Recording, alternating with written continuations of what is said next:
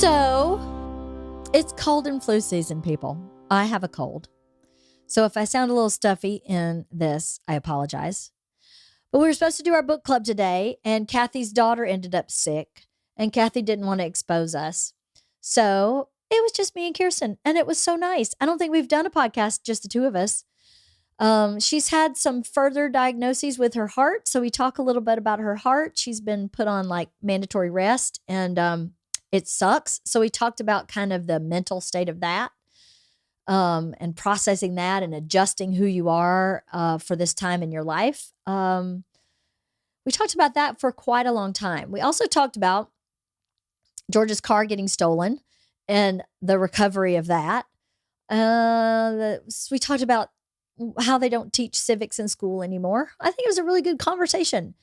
It's a conversation she and I would have had if we'd just gone to lunch. So I hope you enjoy it. I love my friends so much. I feel blessed to have them.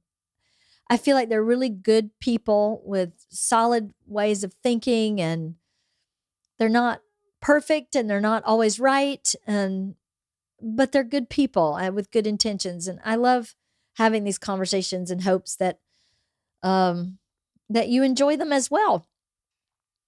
Thank you for coming back every week. Thank you for listening. Thank you for all your emails. Again, you can go to birdieboyproductions.com and click on the WOTP, Wife of the Party tab, and email me if you'd like. I love hearing from you. So if you know anybody who would enjoy this conversation, please feel free to share it. And thanks for coming back again every week. Hope you enjoy my chat with Kirsten.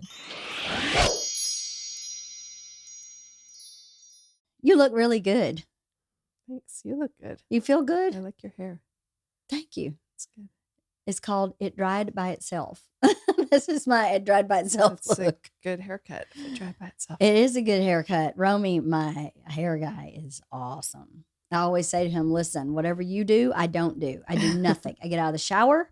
I don't put product in it. I just leave it alone. And he always goes, okay, that definitely affects how I cut your hair. So thank you for telling me. I got to give you a lot of volume with a lot of effort. He's the best. How are you feeling?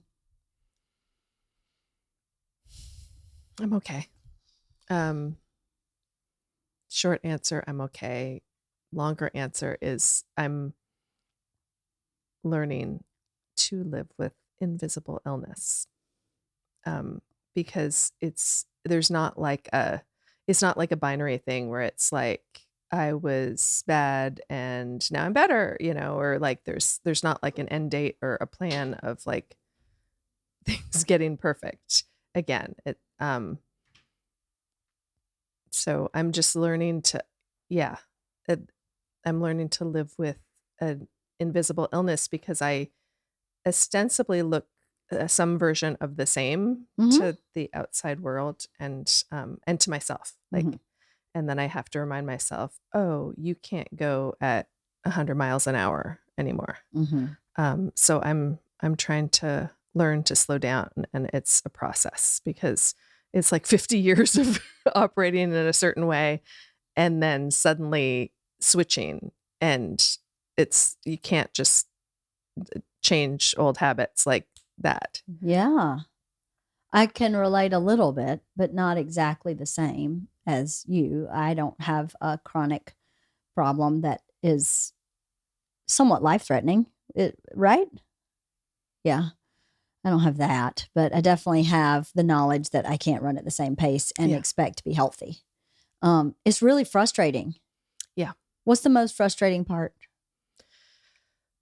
Well, I think I need to learn a lot of things that I should have learned by now, or that I thought I'd learned by now, like about people pleasing. It's like, I think a lot of us are like, oh, I'm 50 years old. I'm not a people pleaser anymore. And it's like, well, actually I am, as it turns out, because, that expression, like every yes is also a no. No, I've never heard that expression. So anytime you say yes to someone, you're saying no to something else. If you say yes to this party invitation, it means a no to something else that might come up that night. If you say yes to do to work, that means a no to your family, or and yeah, and I'm trying to finally address that issue, because I am a yes person for the most part. I'm usually, if somebody asks me if I'm available or if I can do something, I say yes.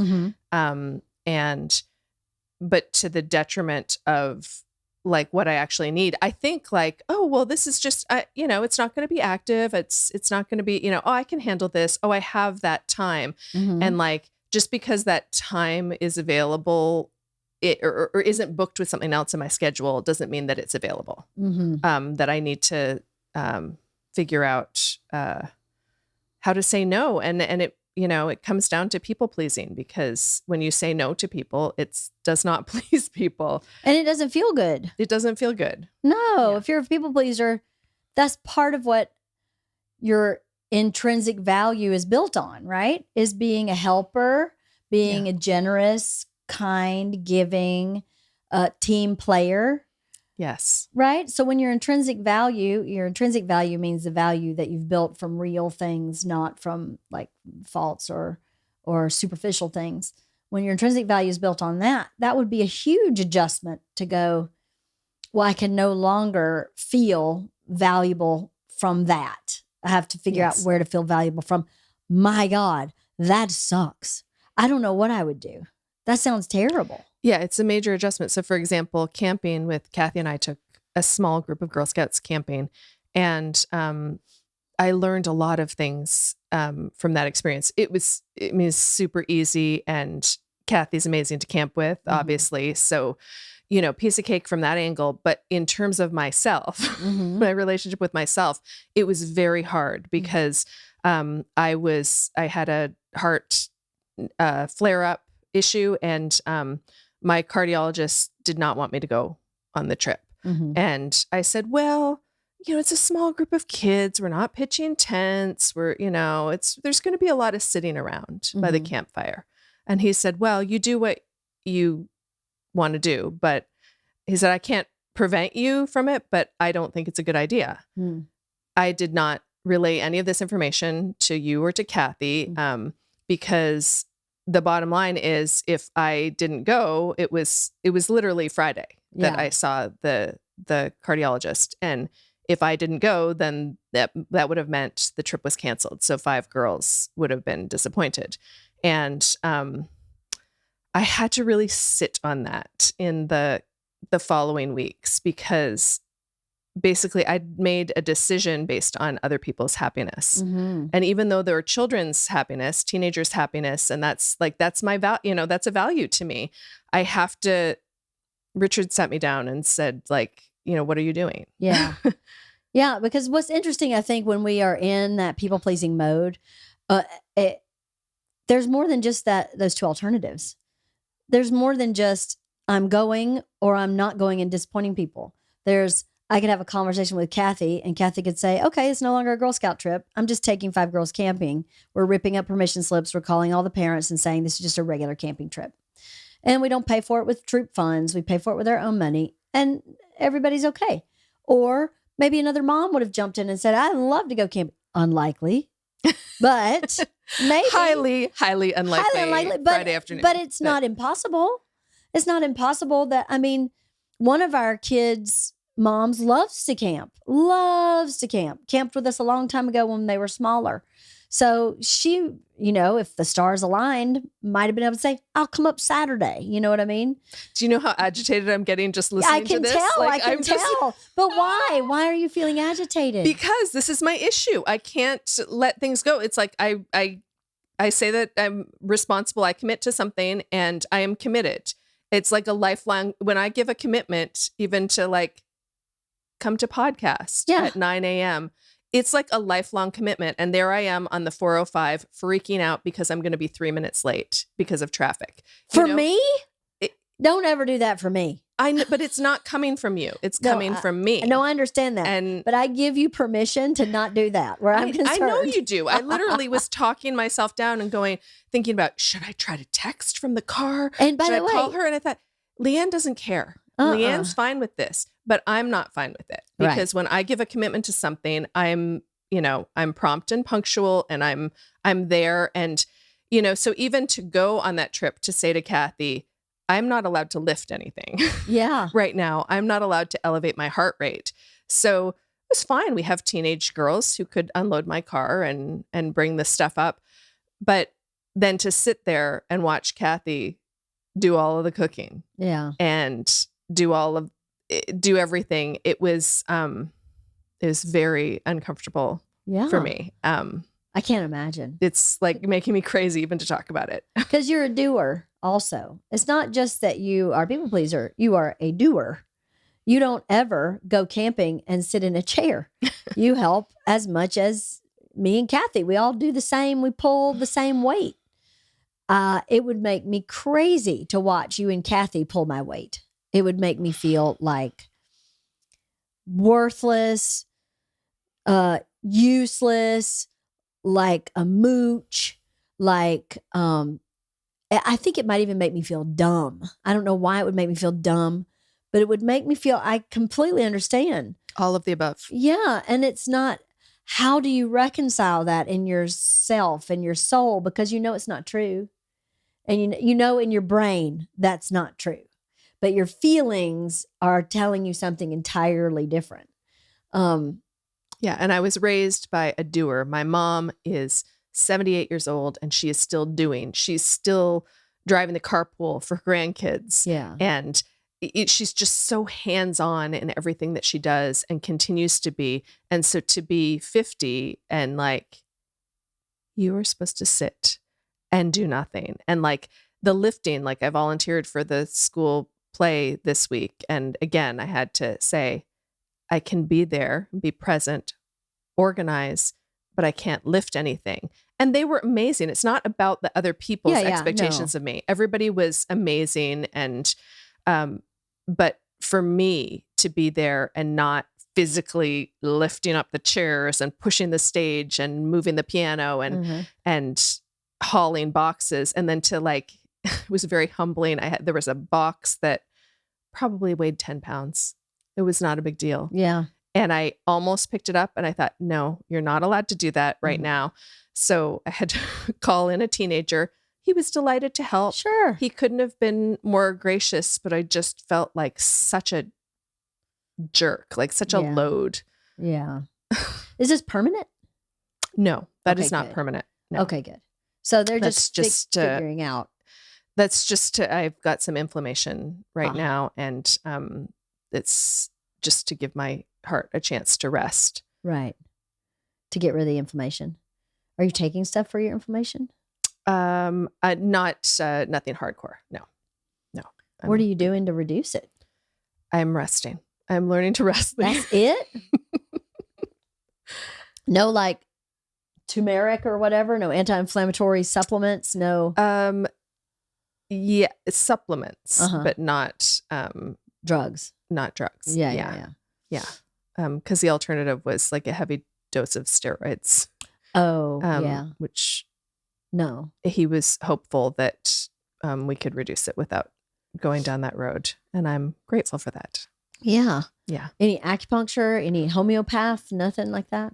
I wonder if acupuncture would help with inflammation. I don't know. Maybe. I wonder. If your doctor prescribes it, will your insurance pay for it? I don't know. I've been too busy volunteering. I thought you were going to say I've been too busy resting to figure out, No. which would be even better. Oh, that would be great. So even though you're supposed to be resting, you're not resting. Is that what I'm hearing? Oh, busted. Perhaps. Well, we need you here, so please do what you need to do to not get sicker. Stop the insanity, Kirsten. Stop the insanity. And seriously, I know Kathy and I say this all the time, but let me say this. I would be exactly like you. I would be resting, kicking and screaming. I would be resting, heels dug in, dragged to the chair. I completely understand. And if I were in your position, you would say the same thing to me, which is, if you need to check out of everything we do together, check out. It's okay. You're welcome back in whenever you're ready. You know that. If you need to not podcast, if you need to not do Girl Scouts, we got your back. We can do it. I know. So this is the problem, though, is that there are so many things that I just think, well, I'm not lifting anything. Yeah, like I if I'm know. podcasting, I'm sitting here. Yeah. We're having a conversation. It's pleasant. Uh-huh. I'm hanging out with my friend. Uh-huh. So I talk everything away like that, where I'm like, well, but what is it asking of me? But then I look at a day like today and I go, oh, from 6 a.m. today, I literally, until I bring the kids home At 3 or 4. at 4:30, and then make dinner, get dinner prepared, whatever. I literally do not have a window of more than 15 minutes. And usually in that 15 minutes, I will be driving. So there's not really a win. Like I'm jam packed with appointments today. And I talked my way into that because I'm sitting in most of them. So I'm not lifting anything. But at the same time, is that resting? Is it resting to be jam packed that much? It's not resting, because I know how your brain works. It works like mine. You are here, present, focused, but you're also actually going, so when I get in the car, I A, B, C, D. Yeah. And then once you get there, you're already thinking about, and I think that affects your heart rate and your respiratory. It affects everything to be on that train. Even it's hard to stop the train and go, I am actually just sitting on a couch and I actually don't need to worry about what happens when I get in the car. But my brain works like that too. Maybe it's the nature of a mom, is that you're never just working on one thing ever. You're working on so many things at one time that to just say, no, you have COVID and now you're going to be in a room by yourself for 7 days is the only time in my entire adult life I can remember unplugging. And I didn't think about my dogs. I didn't think about my kids. All I thought about was, what am I going to watch on TV? I didn't worry about what I had to get done. Of course, it was right after Christmas for me. So I didn't have that clean the house, but, put up my Christmas tree for the next year, or put away my Christmas tree. But I just kind of let it go. And I really think that's the only time in recent memory that I really just was where I was because I had no choice. So I don't know. It's the nature of our brain, I think, to be in 2 or 3 different places at one time. But it does affect your heart rate and your respiratory system and your stress level and your inflammation. And your inflammation. That's right. But, the flip side of this is, I had this conversation with my doctor when my doctor was like, I don't want to put you on any hormone therapy because your body's doing what it naturally should do. And the type of hormone therapy my doctor was talking about is a synthetic type of hormone therapy that I don't think is good for your body because it's synthetic. It's like drinking aspartame. Synthetic sugar is better for you, even though it's not good for you, in my opinion. Mm-hmm. So, but I asked her, what's worse for me, dealing with my hormones or dealing with being overweight? Because there's so many negative effects to being overweight. So I don't know how you make that decision so emphatically. Shouldn't you balance the two? What's more important for this person's body and needs? Is it to balance her hormones to keep her weight down, or is it to screw her hormones and let her be fat? And then that affect her heart, her cholesterol, her overall physical fitness and health, right? I don't think that's right. Now, I didn't take her hormone therapy. I am on some biodiverse that is not chemical based, is not synthetic based hormonal stuff that is helping me lose weight as a side effect because my hormones were so out of balance. But that conversation happened with the person, with the doctor that I spoke with about being on a biodiverse type of hormone. Was their belief system was in line with mine. It's not healthy to be fat. There's so many other health implications that come with being 20, 30 pounds overweight. Yes, you balance your hormones, not only because your hormones are out of balance, but so that your body can regulate its metabolism better, so that you're not walking around now with high blood pressure, high cholesterol, all this stuff, diabetes or whatever, Not that I'm eating in a way that would make me be diabetic, but once you get overweight, I think your body just has a harder time processing everything. Not a medical professional. I don't know what I'm talking about, but that's what I came away from. My first visit with my doctor was a no, and it didn't make sense to me. But I wonder if it's similar to you in your brain, in that sitting alone by yourself at home all day long is not good for your soul. Or you need to be like what we're doing now is two friends talking. We would be talking about the same stuff basically if we went to lunch. We just happen to be doing it on a microphone. You being part of Girl Scouts where you sit in a chair and have a discussion with all these young girls that you've been a part of their lives for years and years now does something to your mental health. Yeah, That's absolutely. positive, But I think that's exactly what you're talking about, is that there's gray area in everything. And it would be so much easier if there was, like, everybody wants a magic pill for everything. Totally. A magic pill. Yes, it would be great. It would be great. It would be great if there was a binary of, like, you have this illness and then you do this thing and then it's over. All better. But like we're seeing with, like my heart, like long COVID, like so many things that people deal with, there's no binary. It's not like bad and then better. Mhm. There's like, better, but better is a spectrum. Mhm. And likewise with your, the hormone therapy, it's not like do or don't. It's find something that works for you to address, because it's, you're right. Like it's the same thing with me. I'm not allowed to exercise. So you can imagine that, like, I've been gaining weight. I've gained weight since having a heart attack. Right. Instead of, how is that helpful? It's not helpful, but yeah, exactly. But you have no choice. Yeah. I mean, the choice could be that I just eat iceberg lettuce. But that's just not going to happen.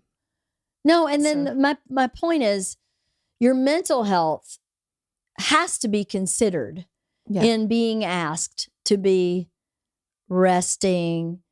And I mean, in resting, you sort of are isolating because you're not going to lunch with your friends and you're not, you know what I mean? If you're, the standard you're saying is you're stacking your day back to back with appointments. Yes, they're all sitting or they're all driving or all slow. The alternative is what? You sit in your house by yourself all day? I mean, I know that's okay, but long term, that's not okay. You're not an antisocial person who doesn't need other adults that, you know what I mean? So then I feel like you have to weigh your mental health a little bit.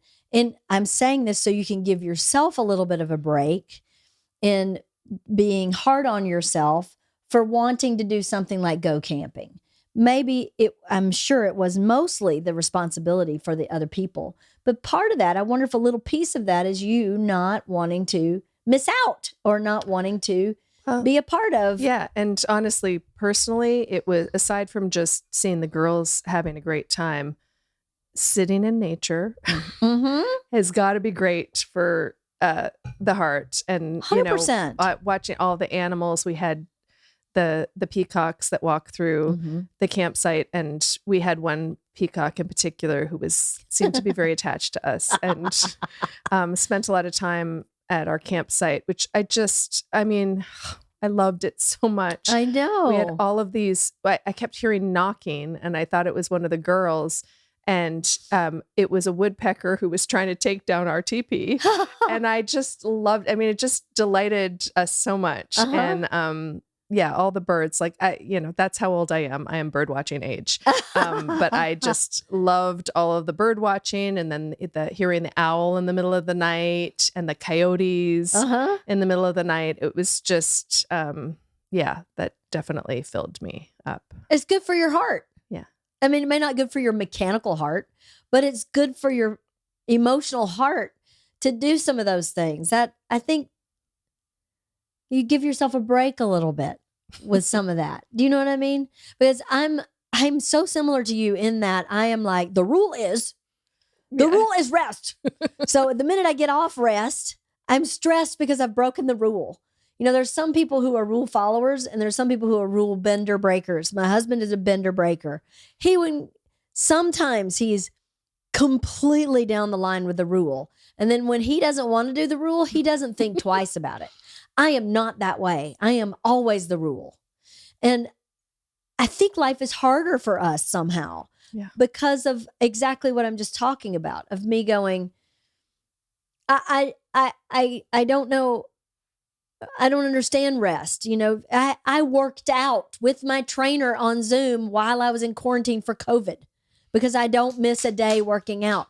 And you can tell by my body, I'm clearly not like physical beauty focused. Oh, stop. No, but you know what I mean? It was about, I don't want to miss a session because I enjoy it. And I'm sitting in this room doing nothing and I feel good enough to do it. Instead of just saying, hold on, maybe, and I'm connecting with people on Zoom. So for the 7 days I was in quarantine, I missed one day of working out. And so I don't think that was a good idea. I don't either in hindsight, but my point is that's the rule for me. The rule is I work out 3 days a week. Yeah, and I've set that rule for myself and I'm going to do it come hell or high water or COVID, you know? Yes, and we I are didn't very need to do that. similar. I don't need to do that. I could have just said, you know what, until I am negative and until I feel better, I'm going to take it all. And I just I could not do it because the anxiety of not following that rule that I've set up for myself is too much. And so the rigidity of that is not healthy for me anyway. I don't think that's healthy. So maybe you can find a new way to frame this time of life. Because we've spent, like you, I'm 52. I'm older than you, but I've spent my whole life framing things a certain way. And, you know, I was with some people this weekend who were older. They were in their 70s and really signing up for life in their 50s and then getting to life in their 50s and going, hold on, I can't actually do this. And now I have to quit. And it happened over and over again. And I kept going, that must be really hard. But I'm in the same position as they are. So to see it in front of me going, they're not really being honest with what they're capable of. And they're trying to do more than they're capable of and failing. And it's this like self-esteem cycle of like set up, fail, set up, fail, set up, fail. And I'm not interested in doing that, but I already do it. Do you know what I mean? So, but to see it from the outside and then turn it inward and apply it to yourself, to me is one of the best ways that I learn is to watch it, to see something that I identify in myself and go, I don't like that. So I'm going to change it. I just saw it this weekend and I thought I need to reframe the way that I look at my 50s, 60s, 70s, early 70s, because I can't attack life like I did in my 20s, 30s, 40s. It's not sustainable. But my self-esteem is tied with that unsustainability, right? Yes, 100%. And so you have to then adjust how you frame your self-esteem. It's a really core issue that you're faced with, and that I think everybody that hits a certain age or has any kind of health issue or concern is faced with, is that readjusting of how you value, how you measure value in yourself. Yeah. Yes. Recalibrating that. Yeah.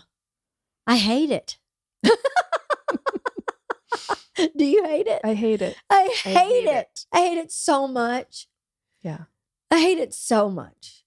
I still want to calibrate my little tummy as a 20-year-old tummy. And I look at it and go, oh, lady, you poor thing. You're just never going to be there. You could be bone skinny and that big belly and still be hanging on down. Because there's nothing, it's what you look like at this age if you haven't had some alterations. Yeah. So how do we recalibrate, Kirsten? How do we do it? I don't know. I think we continue having conversations because it's very helpful to me to just hear you say, like, to just have somebody to relate to go, okay, yeah. So what advice would I give Leanne in this situation? Tell me. What advice would you give me in this situation? I don't know, but but I think it's easier though it's easier to organize someone else's closet. Completely, you know? Totally. As long as the organizing of someone else's closet, you can turn it back to you and apply. Yeah. Because You can't just organize your own closet sometimes. I can't. But it is helpful to me, like the talking down that I did on the 405 to go, okay, what, is Leanne going to be upset? No, she's not. This is about you. Calm down. Like, 100%, calm down. Yeah. And I do that to myself sometimes when I think, like, what would I say to a friend in this situation? If it had been Kathy who couldn't lift anything all weekend? I mean, I wouldn't have cared at all. Like, I would have not at all. I wouldn't have thought a single thing about her, and I would have just done, just kept going the way that I'm going. And hold on, though. More than that, you would have done what needed to be done, and you would have felt the value of caring for a friend. So when we do that for you, you give us the gift of being valued as a friend. Yeah. Right? That's love, and that's real friendship. That's what we do for each other. So, and allowing someone to care for you, you're actually giving to that person. It's hard to take, to be. I completely understand. Yeah. I don't know what you're talking about. I mean, I'm perfect. I love when people give to me. It's the hardest thing ever. But what you just said is really important for you. How would you feel if it were reversed? So think of the other piece of the gift that you give by allowing people to care for you. I think of that every time someone comes over and my house is a mess. I think, oh, I am giving them the gift of being easier on themselves. They can walk in here and see the dust. Yeah, right. Or the dog hair, the complete disarray, the piles of mail and papers and all this shit. And I'm giving them the gift of either feeling better about themselves and their house and going, oh, well, at least I don't have this dusty place, right. Or of just seeing that real people like make a mess like they do. And there's another piece of that. Our friend Kathy Fromkin did this the other day. I invited myself to her house because Isla had a birthday party that was like 5 minutes from her house. And so I said, can I just come over and hang out for the 3 hours she's at this party instead of driving all the way back to my house? And it was like, absolutely. We'll have dinner. We'll get some tacos so I walk in the door and she goes, you're a real friend when your friend calls last minute and says, come over. And my kitchen looks like this. Her refrigerator broke and they had bought another refrigerator from somewhere else. And it was sitting in the middle of their kitchen. And her kitchen was a mess. And she was like, that's how you know you're really friends, is that I have no hesitation saying, come on over, So you walk in the door knowing you are really in my inner circle because my house looks like shit. And I'm saying, come over anyway. Right? Yeah. Yeah, totally. It's the truth. Yeah. It's the truth. I think that's a problem that I have in general is being a perfectionist and not wanting to. I feel like I owe it to people to be the best version of myself, and like my house should be the best version of itself, and everything is a reflection on me, and just all of the polishing. Mm-hmm. I'm the same. I feel exactly the same.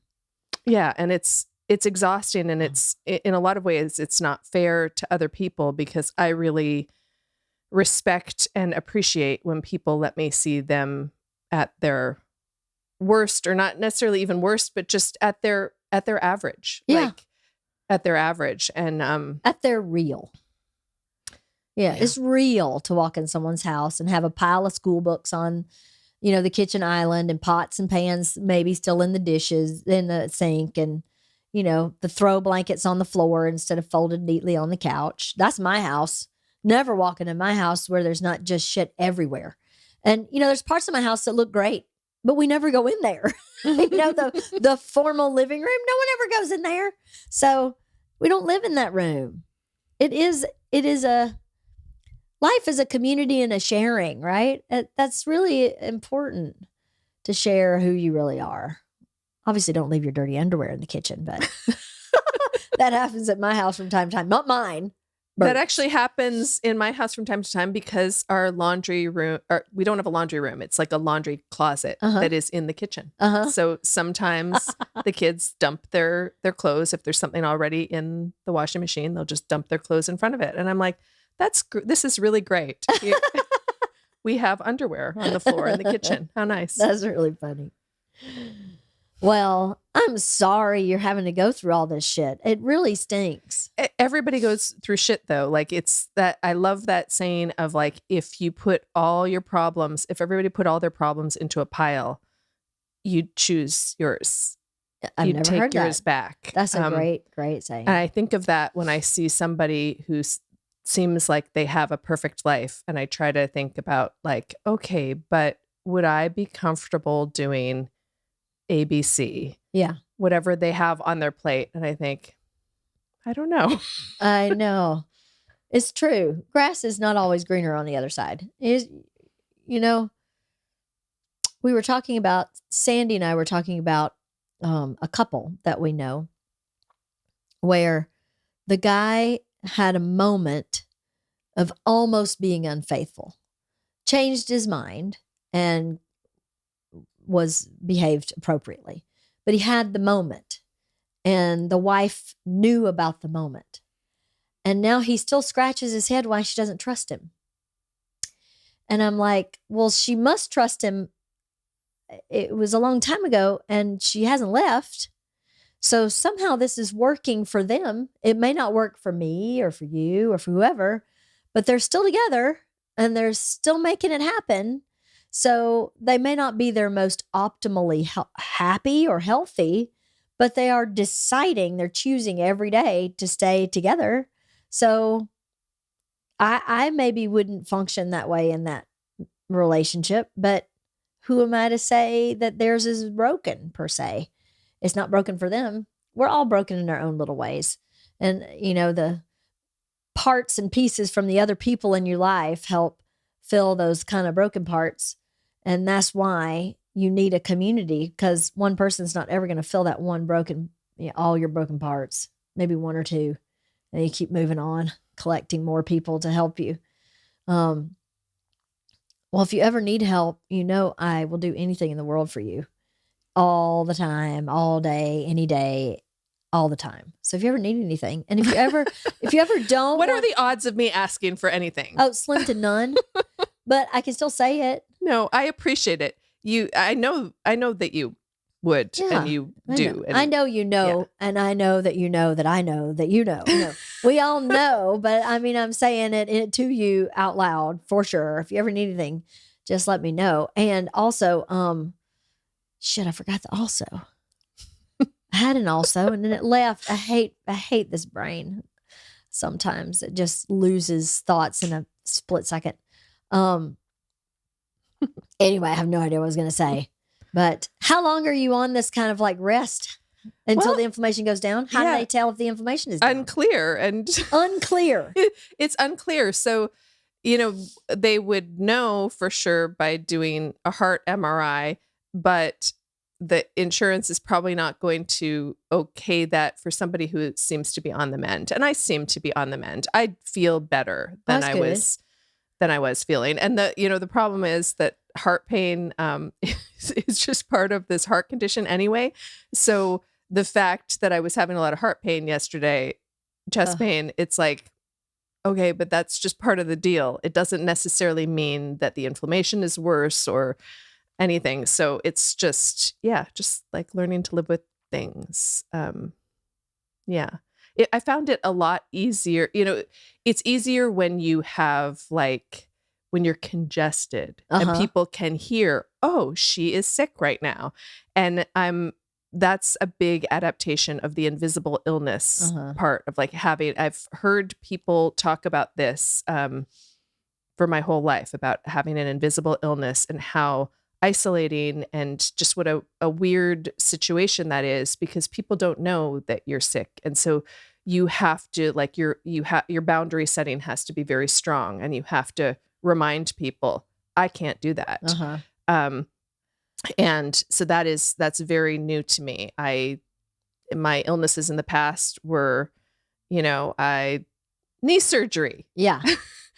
There's a big ice pack on here. There's a brace. There's a whatever. And it's like an indication, like a big sign. Oh, this is wrong. She can't go running right now. Right. And so it's, having something internal that it's like I essentially look the same, a little chubbier, but, otherwise I basically just look like a healthy person. And so it's hard for even me to remember sometimes. I just, get up and it's like, boom. Right. We got shit to do today. Let's do it. Oh, hold on. Right. Maybe we should make you like a Laverne DeFazio patch that you wear on every piece of clothing. That's like a heart with a line through it. Like my heart note. So then when you walk into a store, they go, oh, she has heart trouble. I mean, wouldn't that be funny? Yeah. No, it wouldn't be funny at all. Yeah. But I mean, I almost do need to, like, I have sticky notes in my office, like when I'm writing, to remind me of different things. And Ada Calhoun, the author, we did a Zoom. She came to our class and did a Zoom.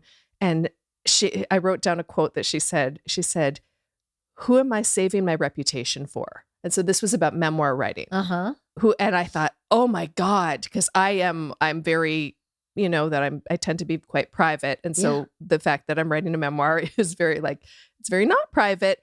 And so I look at that every day. Who am I saving or what am I saving my reputation for? She's like, I'm never going to run for president. Who cares? Like, put it all out there. Yeah. And so that is a reminder to me, but I should also have a reminder. You have a heart condition. Oh, that's right. That's right. Slow it down, lady. Slow it down. That's so funny. That invisible illness is, that is a really great term. I felt an invisible illness can make you also feel invisible, right? Like my symptoms with my gut health, going back to the doctor multiple times and the doctor going, because they can't, quote, find anything wrong with me, yet I have evidence of something being wrong with me, is very frustrating. And then the people in my life, my husband included, I felt was like, yeah. Yeah.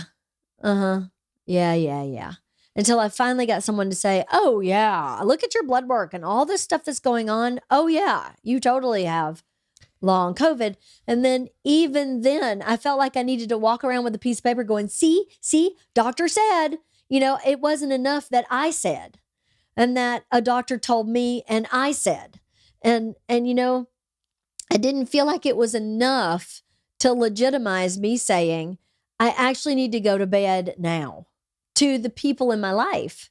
And that's unfortunate. And that's our culture. It's our culture, but it's like a big lesson. It is a wake-up call for us of boundaries, of like, we have to self-advocate. And that's a problem. Like we are moms, we're doers, we're used to advocating for our families and advocating for our kids, but not for ourselves. I think that is the real lesson. Like for me, having a heart attack, it was like, oh, maybe this is a sign to slow down. Right. Slowed down for a little bit as I recovered. And then it was like, boom. Yeah. Let's hit it hard. Yeah. And that was not a good takeaway. So then this inflammation, and it's like, oh, okay. You are going to keep relearning the lessons that you cannot integrate. And I don't want to have another outburst of having to learn this. I want to try to learn it as a healthy person. Right. It's super hard to do. Yeah. I think it's super hard. Yeah. It's really hard. Invisible illness. That's crazy. Great term.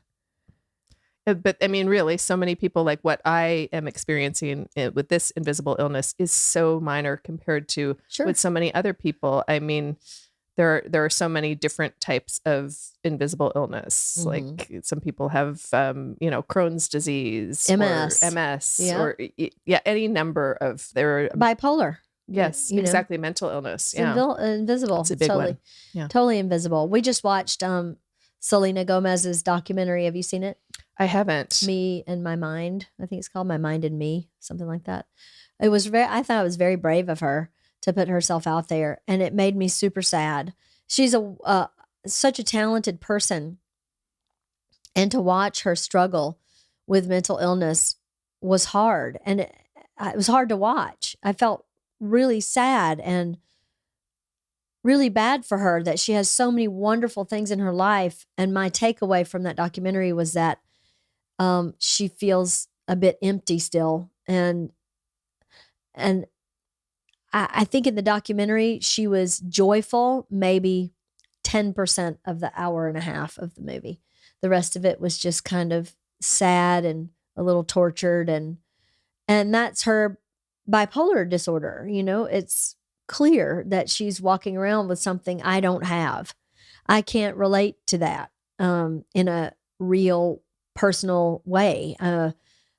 But to see it and to really be able to not judge her and to just process her was very helpful. And I thought, how brave of her to put that out there for other people who are bipolar, who may have a family member that doesn't understand and can watch and say, look, she has everything and still struggles just like me. And I'm just trying to hold a job at Target or whatever, you know? I don't know. That invisible illness is hard. And I even feel like she has suffered negative consequences because of it. And I don't know why I feel that way. I don't have any evidence or like, oh, well, she's no longer doing this or that. Those may be her choices, but I feel like she has some negative consequences from that invisible illness. It's so hard to manage a lot of mental illness stuff.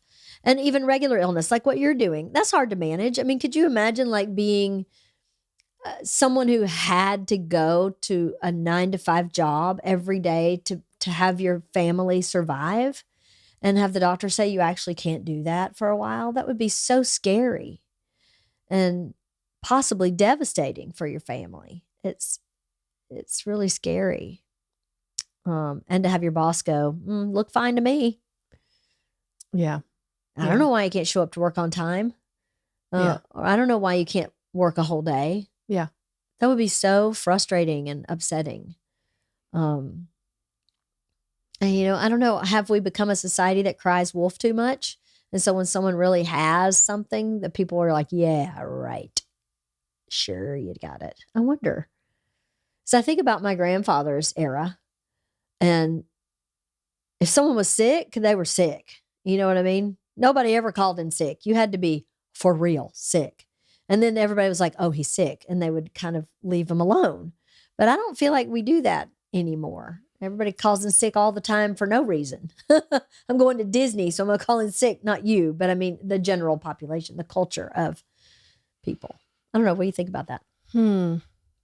I guess so. But also, I mean, I wish people would call in sick more legitimately, like not when they are really sick. Yeah, not spread the germs. Well, yeah, that's true. That's true. Our school, Isla's High School, at the beginning of the school year, their principal in charge of academics, or vice principal, is the funniest. I think she should have maybe been a stand-up. She's so dryly funny. She stood in front of the whole school and went, listen, if your kid is sick, even if they don't have COVID, let them lay on the couch and watch The Price is Right like a decent human being. She's like, we don't want them here. Yeah. We don't want them here with a super bad runny nose. We don't want them here with a sinus infection. Chicken soup, Price is Right. See you in a few days.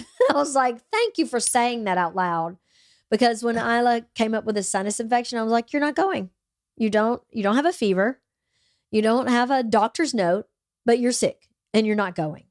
So there you go. See, that's the blessing of private school, because in public school, they are funded by butts in chair. I know. And so that's why there was the bullshit attendance awards for so many years. I hope they're still not doing those, but it was like every year in the elementary school, a bunch of us parents would just stand back and go, oh, that's the send your kid to school sick award. Yeah. Because nobody doesn't get sick. Doesn't get sick for, or like the award for like perfect attendance from kindergarten through 5th grade. It was like, okay, there is not a chance in hell that all these immune systems were so strong that they did not go to school sick. So it's like, oh, well, thank you for getting my kid sick, or thank you for getting the teacher sick, or Right. thank you for, for spreading that.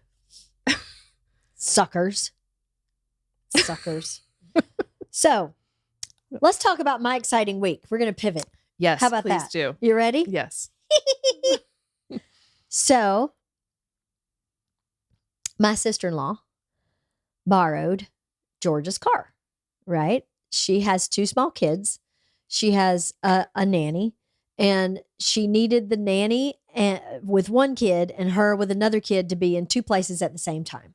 So she borrowed a car so that she could send the nanny one way and she could go the other way. No problem. Of course, I'm happy to have you borrow Georgia's car. It's sitting in the driveway.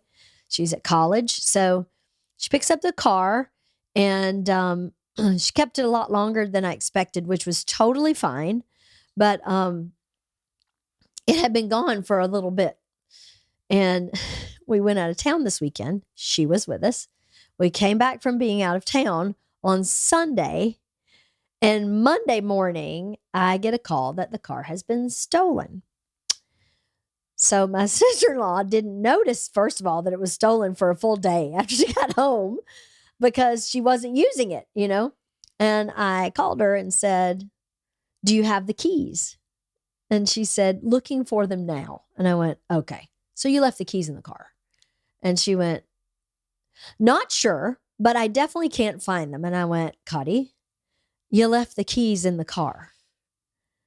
So she left the keys in the car, in a car that was unlocked, parked on the street in my neighborhood.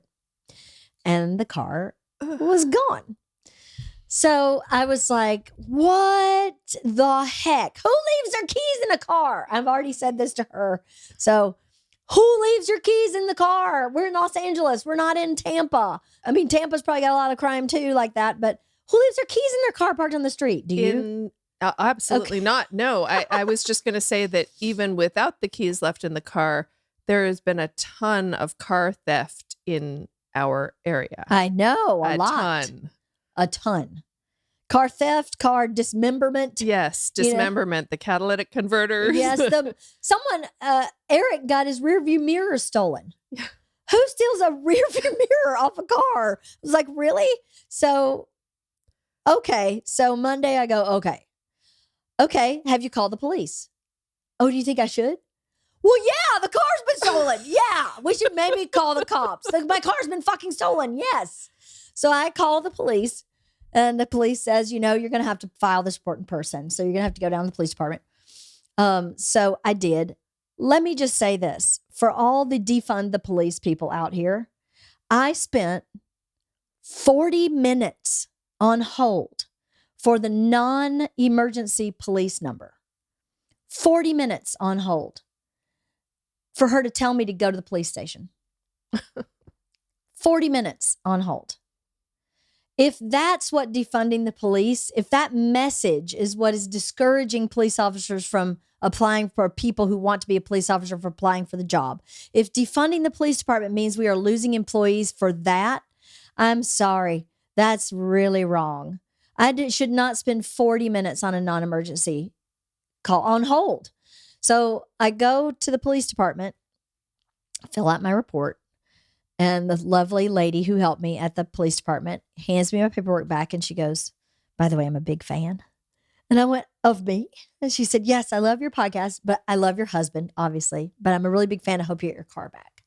And I was like, that was really cool. Oh, wow. And then I get in my car and I go, hold on. This is a Ford. I have an app on my Navigator. I bet there's an app on this Ford. Let me see if I can download the app and see if I can find the car. Find the car. I find the car. I find the car on the app, right? I see the car and I go, oh my God, I got the car. So I drive back to the police department. I go, found the car. I found the car. The police officer looks at me and she goes, look at me. Look at me. Do not go get that car. I know who you are. And you probably have a baseball bat in your trunk.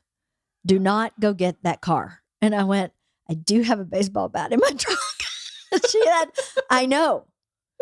This is what you're going to do. Were you going to get the car today? But don't go by yourself and get this car. It was so funny, that moment with her, because I felt like she did know who I was, because I did indeed have a baseball bat in the back of my car and was planning on just telling them, hey, I found the car. Fill out your paperwork. I'm going to go get it, you know? So she said, here's what you do. Call 911. Go to the car, but don't get out of your car. And when you see the car is there, call 911 and tell them I have found my car.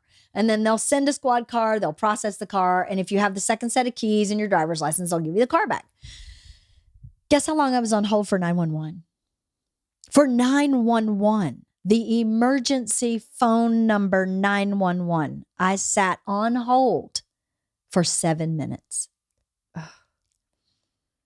I was so upset by that, because I thought, if my friend Kirsten had had a heart attack and was laying in the floor and I'm trying to get an ambulance, I'm waiting for 7 minutes to even tell anybody what's wrong.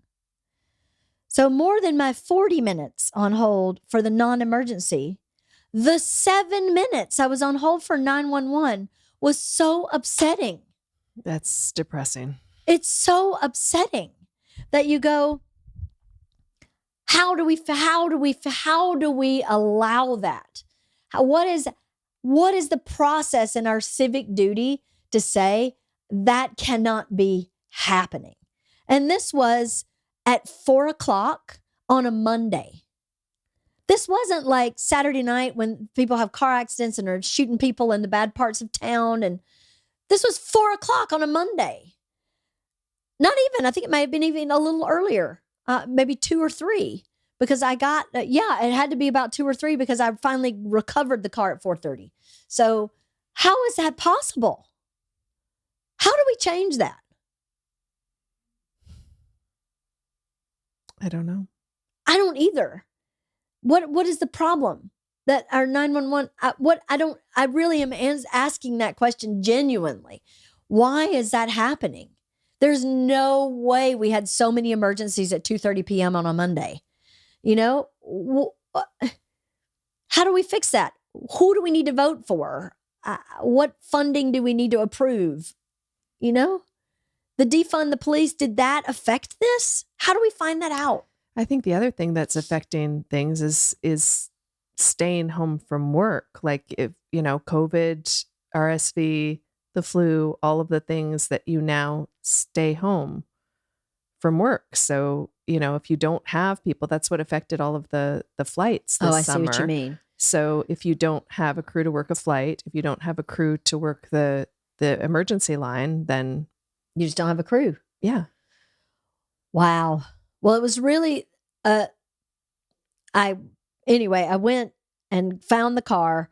911, the police officers came, they processed her car, they gave me the key. The car is fine. It looks like that you turned your purse upside down in it and shook it out. There's just shit everywhere. Whoever stole the car clearly went through the neighborhood and cleared out everyone's mailboxes, because I have the junk mail from Morella Avenue, which is not even close to my street, but in my neighborhood. From several different streets in my neighborhood, all kinds of junk mail. So they clearly got people's mail of importance and then left the junk mail in the car. I have 2 swipe cards for a casino. That's one of my neighbors, is like a 60-something-year-old woman. I'm like, for sure she didn't steal the car, but they got her swipe cards. So, and there were random things in the car, like 2 pillows from a couch, and a baby blanket that was not my sister-in-law's. And I was like, what were these people doing in this car? I don't know when they stole it, but they dropped it off on Saturday night. So it had sat there from Saturday night until I got it on Monday afternoon. I think they probably also stole a bunch of packages, because that's happening a lot in the neighborhood too, and opened them, and it was like, a baby blanket. Who needs this? 2 pillows for a couch. Fuck that, The other day I got a package stolen, or I was checking up on a package, and it was like, yay, it's been delivered. And I was like, oh, okay, no. I did not get it. It was for hair color to cover my gray. You were like, I do my own roots, and I was like, so here I am. That's why I'm the gray roots right now. But the reverse of that is, you got hair color, sucker. Like, what are you going to do with this? You don't even have the mix, like, to process it together. it's completely useless to somebody. And the waste drives me Yeah, crazy. the waste drives me crazy, too. That it's like, okay, great. So they just looked at that, threw it right in the trash, or threw it in your car. Maybe you have hair color. Maybe my hair color's in Georgia's car. Yeah, right. It could be in George's car. I wouldn't be surprised. I'll let you know. I haven't completely gone through it yet. There was 9 so much NGB is the Right, color. okay. So Good to know. I'll let you know if I find it. It could be there. You never know. There's a lot of shit in there. My takeaway from the whole experience, every police officer I dealt with was patient. They were kind. They were helpful. I realize I'm saying this as a middle-aged white woman, and I'm sure that people of other ethnicities have different experiences. I can only speak to mine. And for me, they were kind and helpful. The detective called me back last night to follow up and get more information. Again, could not have been more patient, more kind, more helpful, more caring. I thank them all profusely for all that they do to keep us safe. But I was so disheartened because not only was I on hold for 40 minutes, once I got the person and she took my report, she said, in the past, you could have called the station and put this report in, but no one answers the phone there anymore. And I was like, how is that possible? And she said, they just don't have the staff to answer the phone. And I thought, how can you not even get somebody to answer the damn phone at your local police department? And then after that, when I was on hold for 911, I was like, this is actually a disaster. We are a major metropolitan area. There is no reason. Like if my dad calls 911 in Bowden, Georgia, it takes 20 minutes to get an ambulance there. You know what you're dealing with. That should not be. The fire department's right around this corner. You know, I could walk there in less than 7 minutes and get help. It made me so angry that this is so broken and I don't know how to fix it. Who do I call to ask? Do you know? I have no idea. Non-emergency number? Just joking. I don't think that's it. But who do I call to ask? I don't know. I mean, I don't even know how to start as a citizen to help to fix it. And I'm sure if I tried to help to fix it, I'd be considered a bad person for helping the police, which is inaccurate. Every person of every race, ethnicity, age, color needs to have access to emergency services, period. And that goes through the police department in some capacity, right? Or the call center, since it goes out to ambulance, fire. Who runs that? How do you find this out? Google? I don't know. That should be a class in high school, that kind of civics class of. Totally. They don't teach civics in high school anymore. Do they? I don't think so. No, which is ridiculous. I got so excited when Georgia could vote. She thought I was a lunatic. And I was like, you're 18. You can vote. Like in November, you can vote. And she was like, okay. I was like, no. Let's make sure you got your voter registration. And I started getting stuff in the mail from her. And I was explaining to her how to do it. And I don't even think she voted. I drove her nuts about it. I was like, did you get your ballot? I sent you your ballot by mail. You got to make sure you fill it out by this date. You got to use a black pen. You do this. It's got to be postmarked by this date. And she thought I was insane, like a lunatic. But I'm not, am I? No, not at all. I think it's really hard in these small, like it's sexy to vote for a presidential election, you know, that it's like, oh, I voted for the winning candidate, or boo, I voted for but I think it's hard for them to see like what your local school board representative does. They don't really have a sense of that. And that's why a civics class would be really great to. Yeah. It would be really great. Should we teach civics to our Girl Scouts? Why are you looking like that? Should we? I don't know. The problem is. Should I put one more thing on your plate? Yeah. You are welcome to come up with the civics curriculum, Leanne. Go for it. I'll do that. Well, but the other thing is that we always deal with Girl Scouts is that they are so overstressed with they have such high academic loads. There's so much asked of them these days that they don't really want to come to Girl Scouts to do something that they deem as academic. Well, you know? I have a rebuttal to that. Okay. Here's my rebuttal. So we started this financial badge with the older girls, which is on paper math.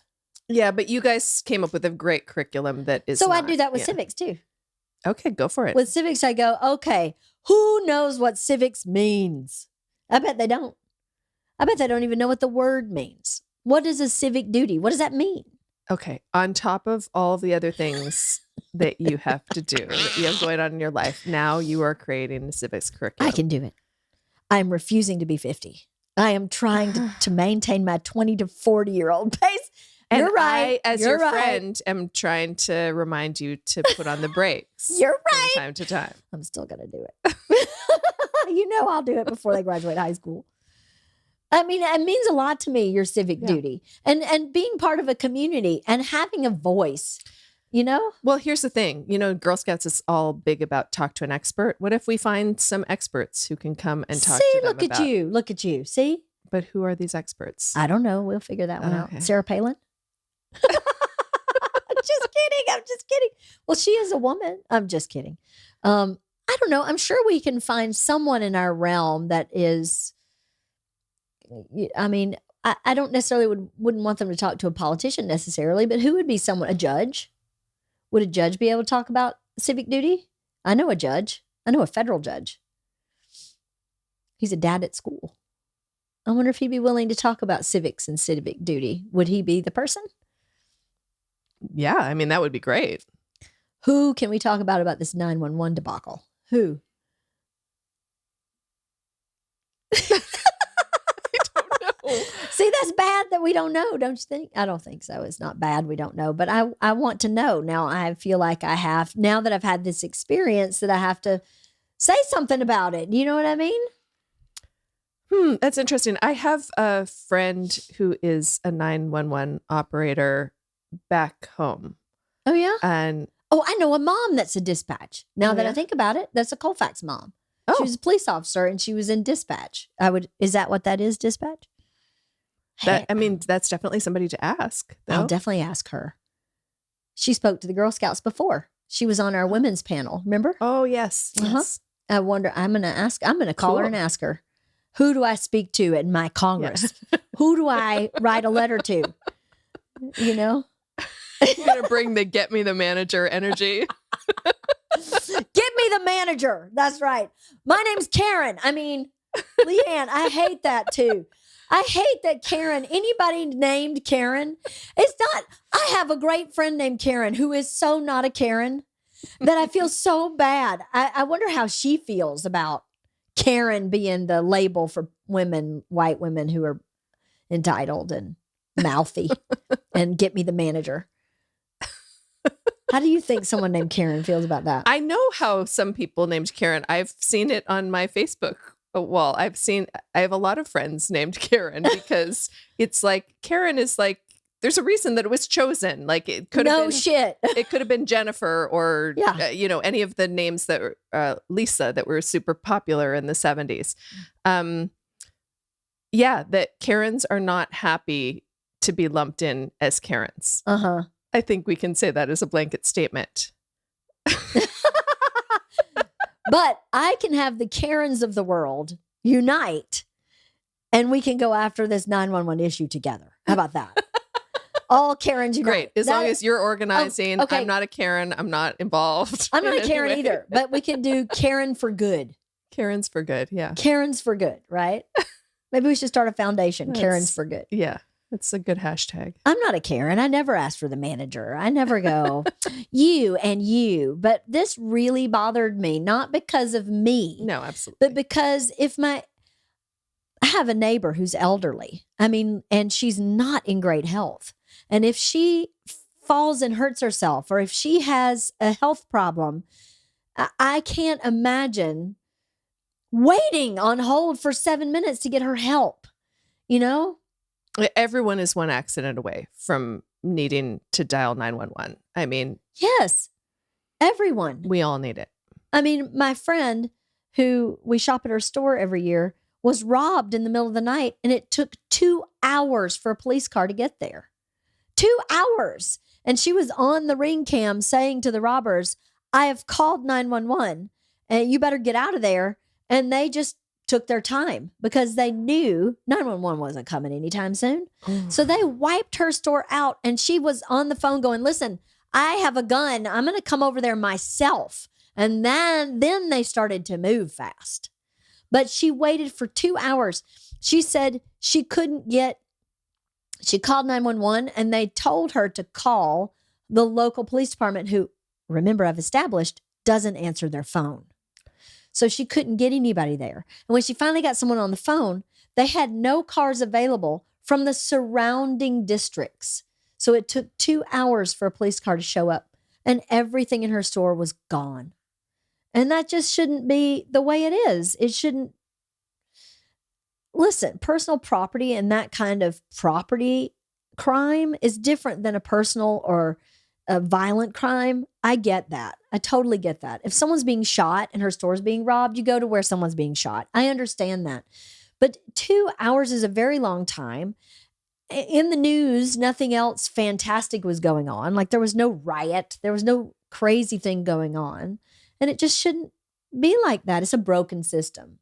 And why we're so concerned with these other catchphrase, popular termed, newsworthy, soundbite things, but we're not concerned with that? I don't know. Makes me angry. Anyway, how do we wrap up our little podcast? How do we wrap it up, Kirsten? I'm so glad to see you. I said this to Paulina last week. I feel like the only time I get to see my friends is when we podcast, but I don't ever want my friends to feel like I only see them to podcast. But I feel like I would never make time to have lunch. It's the only way I get to do it. Neither would I. My writing teacher says writers don't go to lunch. She said, don't you ever make a lunch date, because lunch turns into, you're chatting, you're having a great time, and then that eats up your writing time of the day. And then you got to pick up the kids from school. You got to do the whatever. So she said, never book a lunch date. Right. Dinner is fine. I don't know. Sometimes you need a lunch date. I go to lunch maybe twice a year with somebody. So I think I could pull twice a year, but I hear what you're saying. Yeah. Unless you have some purpose in it, it's hard to let yourself just do it. But maybe that's part of the lesson.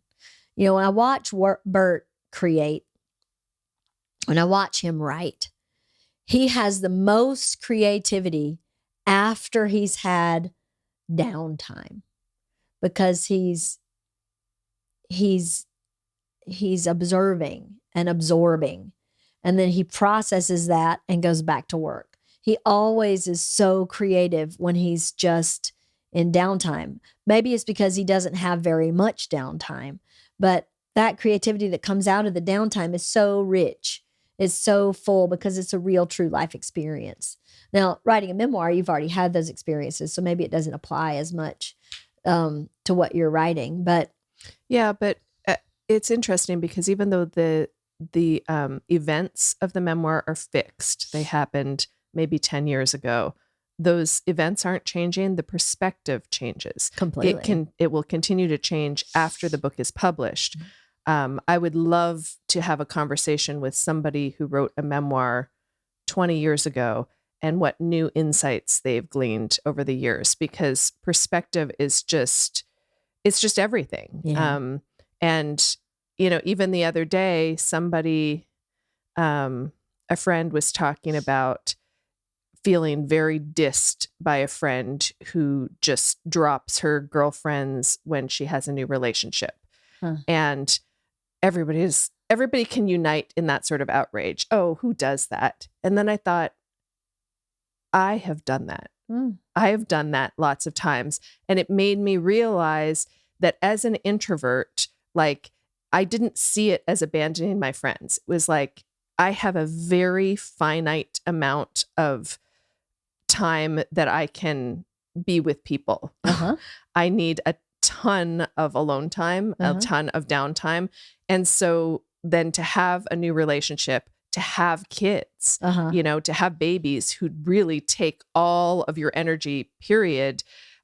I just was not able to be there for girlfriends in the way that that I was when I didn't have a relationship, when I didn't have children. And it really gave me new perspective.